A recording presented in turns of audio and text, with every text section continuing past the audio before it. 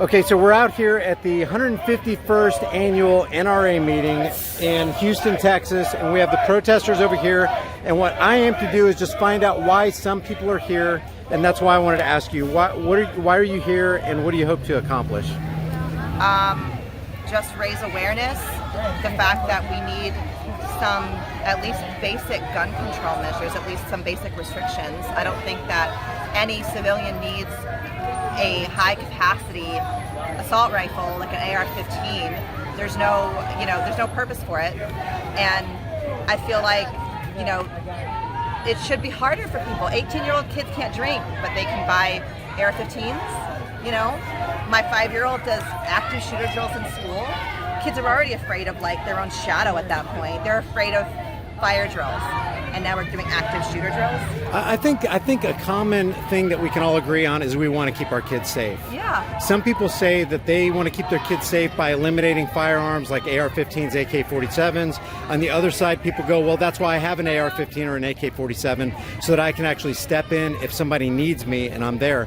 Because let me give you one example, and I'm not trying to shade this or anything, but do you remember the Sutherland Springs shooting? Where that guy walked, I can't remember the guy's name, but he walked into the church and killed 26 people with an AR-15. Yeah. And then what the news, a lot of newses reported on it, but they didn't, they didn't play it up like other shootings. But there's this guy named Stephen Williford, not military, not police. He had a handgun or something. He had an AR-15, and he used the AR-15 to actually eliminate the threat. You saw two men shooting at each other. Yes, sir.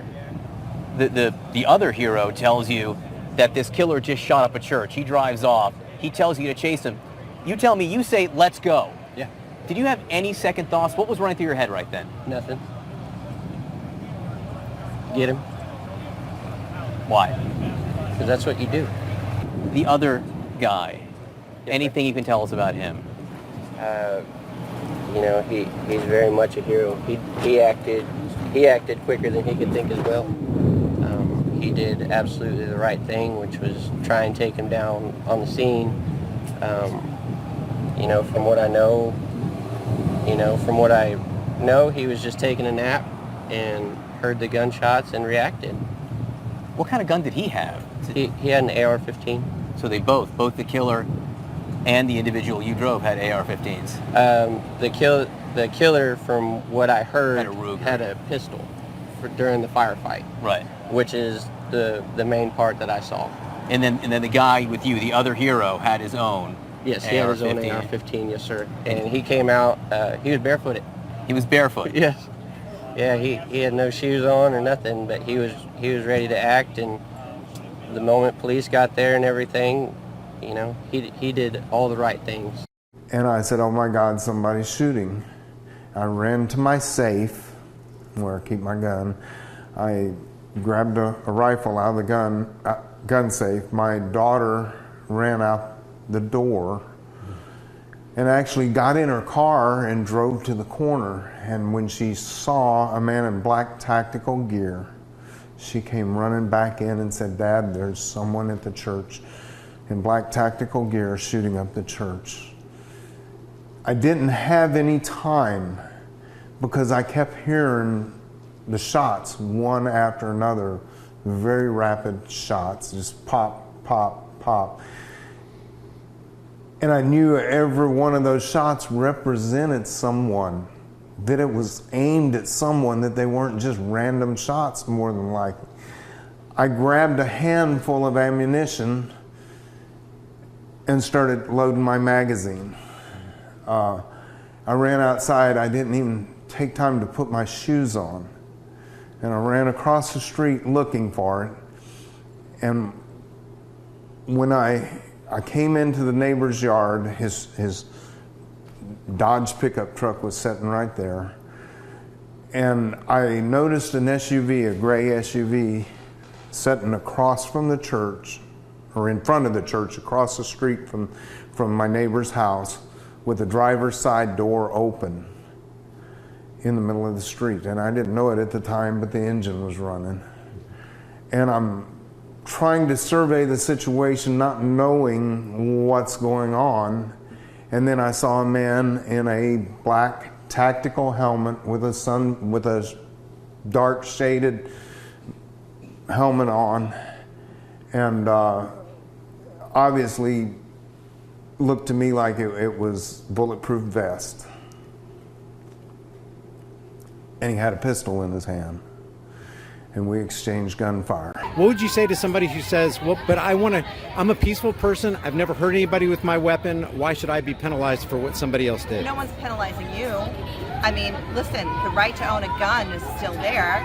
If you're a law-abiding citizen, no issues, and you want to get guns, you don't need an AR-15 to protect yourself. If you're a good shot, you could easily protect it with a handgun or a rifle or like a regular shotgun or whatever. You don't need like that kind of a weapon, because that is meant to kill multiple people or spray bullets. There's no reason to have that kind of rapid fire if you are really just trying to protect people. And so if you want to open carry a handgun that's all over Texas, that's not the issue. The issue is that these kids or other people can get a high capacity assault rifle or something of that nature and walk in and just mow people down, mow kids down. And that's the problem. I'm not talking like full gun control, and you know what, it may not even work. And I think the key concept here is try. Put the minimum effort. Require background checks. That's not infringing on your rights. You should do a background check. To get an abortion, there's a waiting period. They've removed abortion clinics. So do you think there should be a waiting period for abortions? I'm not going to get into that. It's not what we're here for. But I mean, they're putting all these restrictions on women's choices for their bodies. So if they're using the same logic, put the same restrictions on gun ownership. And personally, just touching on the abortion thing, I don't think the government should be involved in that. No, they shouldn't. Period. But I mean, they're using their own logic because most people on that side are also pro-life. Meaning pro-government, step in and keep this woman from doing what she wants to do. Life. Because once that child is breathing, there are no resources, there are no protections, there's no subsidized child care, no paid parental leave. Right, but to your point, people on the GOP side want the government to control the woman's body, is the bottom line. They want to control women's bodies when it comes to preborn children. Right. But they don't want to protect born children by limiting guns, by doing some basic restrictions on guns. And you know what, it might not even work. But again, the main thing is that we want to try. Something has to change. We want change. Whatever that might be, common sense things. You know, countries that have fewer guns have fewer bad guys with guns. It's kind of like, not saying nobody's going to have guns, but if there's less guns, less people can get guns, there'll be less bad people with guns. I mean, it's a very basic common principle, and that's all we're saying, is that there needs to be change. So are you in the group who wants AR-15s and AK-47s completely banned? I don't think that there's a reason for them. I don't know all the statistics on them, and I don't know whether they should be completely banned. But I know that there needs to be much higher risk, especially for guns like that. It's like you can buy a knife, right? But you can, like buying a Catan sword or whatever. You can't just buy that at any knife shop. You got to go to the specialty store. So AR-15s, those shouldn't be available. There should be one place, maybe in the state, you can get it, and there has to be a waiting period at least for that. Some kind of restriction, because right now there's just none. There's none. Texas has the fewest restrictions. Yeah, I'm one of those people who I don't trust the government and I don't trust politicians. Do you trust government and politicians? Listen, it's a rock and a hard place, because on one hand, you have to a little bit. But on the other hand, they've made it apparent that you can't trust them, because every time they say one thing, they do another. Always. And so, no matter if it's Democrat or Republican. Right. And so you can't fully trust them, but. Well, if you can't fully trust them, you can't trust them at all, right? Well, this is the thing, though. I don't trust Ted Cruz, do you? Oh my God, no. Do you trust Nancy Pelosi? No, I don't trust most of them. But here's the thing, though. The reason I'm asking this question is, if we don't trust government, if we can't put our trust in government, then who do we want to levy these assault weapons bans? We need to. The thing is, everyone needs to vote, and the thing is, the change. Vote for politicians we don't trust. Well, that's what I'm saying. It's a rock and a hard place, because right now the U.S. is a two-party system.